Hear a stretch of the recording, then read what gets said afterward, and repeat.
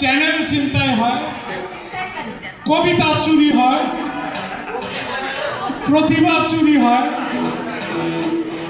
আর যদি আমার মতো কারো সাহস থাকে মঞ্চ ছিনিয়ে নিতে পারে। আপনারা অনেকক্ষণ বসে আছেন,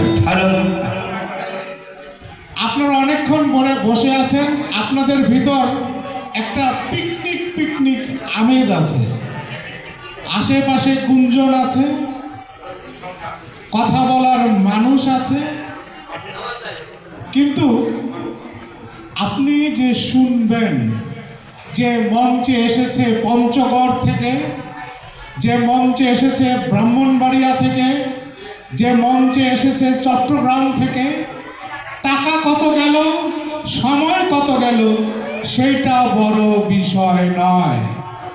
তার ছোট্ট একটি কবিতা, ছোট্ট একটা গান একটু মনোযোগ দিয়ে যদি আমরা শুনি, তিনি ধন্য হন।